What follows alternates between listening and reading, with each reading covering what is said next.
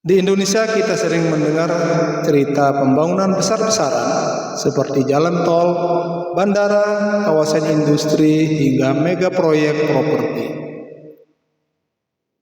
Semua dijanjikan sebagai jalan menuju kemajuan, tetapi di balik janji itu ada suara-suara kecil dari warga yang kehilangan rumah, tanah, dan kampung halaman mereka. Ini semua demi masa depan kota. Desa-desa sering dipaksa lenyap dari peta. Fenomena ini juga menjadi inti dari buku The End of Village yang ditulis oleh Nick R. Smith yang berangkat dari sebuah studi etnografi di Cina. Smith menggambarkan bagaimana desa-desa di Tiongkok yang terhapus secara sistematis akibat proyek urbanisasi besar-besaran. Nah, bukan hanya perubahan fisik yang terjadi, tetapi lenyapnya sebuah identitas, ikatan sosial, dan cara hidup masyarakat di pedesaan. Di dalam buku ini setidaknya ada 4 poin penting yang diuraikan oleh penulis.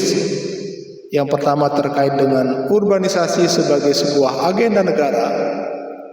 Smith menunjukkan bagaimana pemerintah Tiongkok mendorong kebijakan urbanisasi untuk mempercepat pertumbuhan ekonomi. Desa-desa dianggap sebagai lambang keterbelakangan, sedangkan kota diposisikan sebagai simbol sebuah modernitas. Kemudian terkait penggusuran dan transformasi di desa.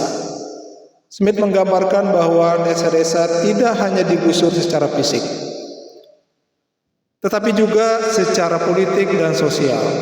Warga dipindahkan ke komplek-komplek apartemen atau gedung-gedung bertingkat yang seringkali tidak sesuai dengan cara hidup mereka di desa. Kemudian terkait identitas yang hilang, di dalam proses ini Smith menggambarkan bahwa identitas desa yang perlahan mulai hilang, di mana hubungan sosial, gotong royong, dan rasa memiliki yang sangat kuat secara perlahan mulai hilang dan dipaksa untuk beradaptasi dengan kehidupan yang baru. Dan disinilah terjadi sebuah paradok di dalam pembangunan, di mana pembangunan memang melahirkan infrastruktur yang megah dan pertumbuhan ekonomi yang tinggi. Akan tetapi, Smith mengajak kita semua sebagai pembaca untuk seharusnya bertanya, apakah kemajuan layak itu harus dibayar dengan hilangnya hidup yang nyaman dan jati diri dari masyarakat di pedesaan? Kisah dalam buku ini punya gema yang sangat kuat dengan apa yang terjadi di Indonesia. Banyak warga desa di sekitar proyek-proyek strategis nasional seperti pembangunan bandara, bendungan, jalan tol, hingga kawasan ekonomi khusus yang mengalami nasib yang sama dengan yang terjadi di Cina. Mereka dipaksa untuk hilang dan berubah mengikuti perkembangan zaman. Seringkali mereka hanya menjadi penonton dari sebuah kemajuan yang dijanjikan oleh modernitas atau pembangunan ini.